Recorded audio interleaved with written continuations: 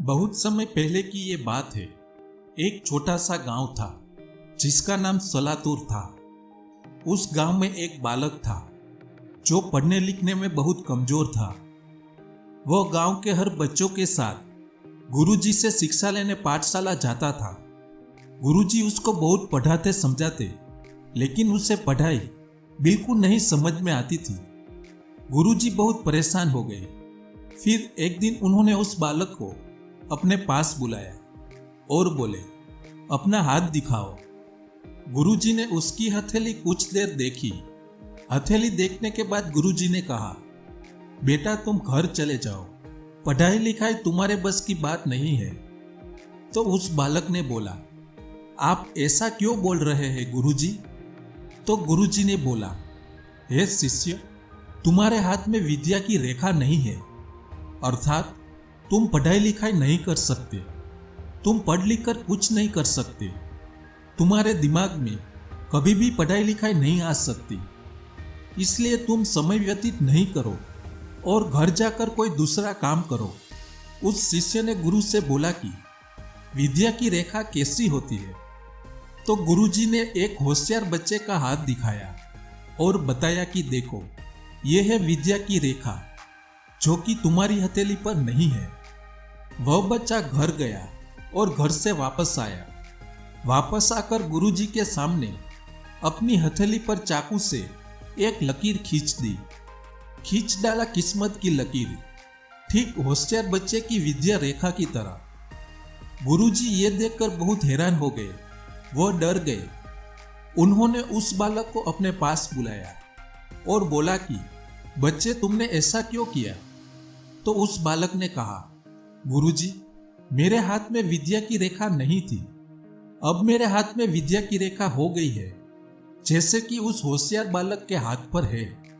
गुरुजी, अब तो मैं विद्या सीख सकता हूँ। अब तो मैं होशियार बच्चे की तरह एक होशियार छात्र बन सकता हूँ।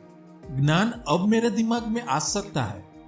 मैं भी एक होशियार छात्र बनना चाहता हूँ। किस्मत में विद्या रेखा नहीं थी, इसलिए गुरुजी मैंने इस चाकू से विद्या रेखा अपनी हथेली पर बना दी।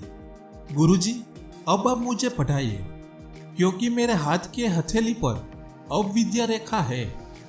अब मैं भी होशियार छात्र बन सकता हूँ। गुरुजी बच्चे की इस हैरत अंगेज कारनामे को देखकर हैरान हुए कि ये छोटा सा बालक इतनी कम उम्र में इतना बड़ा फैसला ले सकता है बिना डरे। तो यह बच्चा जीवन में कुछ भी कर सकता है। गुरुजी उस बच्चे को फिर से पढ़ाने लगे।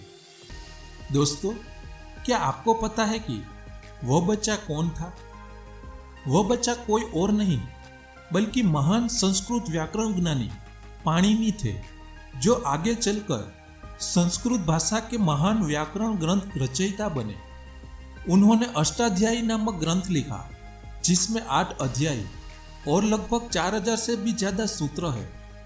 पाणिनि को आधुनिक संस्कृत व्याकरण का पिता भी कहा जाता है। दोस्तों, इस कहानी से हमने क्या सीखा?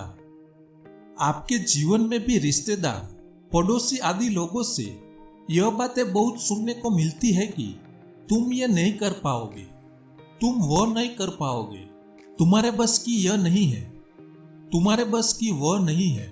किंतु दोस्तों, अगर आप दृढ़ निश्चय कर ले कि मुझे अपने जीवन में जो चीज बनना है या करना है, तो उसे करने से कोई नहीं रोक सकता। आपके हाथ की लकीर आपकी सोच और आपके दिमाग की एक उपज होती है। बस उस उपज को मजबूत बनाए रखना है और आप जो जीवन में बनना चाहते हैं या फिर जो भी करना चाहते हैं, बिना कुछ ध्यान दिए बस करते जाइए। डरो मत, किसी की किसी भी बातों पर ध्यान मत दे, बस कर्म करें। आज नहीं तो कल आपको वो जरूर मिलेगा जो आप पाना चाहते हैं, क्योंकि मेहनत का फल हमेशा अच्छा होता है। बस आपकी सोच मजबूत होनी चाहिए और बड़ी होनी चाहिए। उसी हिसाब से कर्म भी बड़ा रखिए।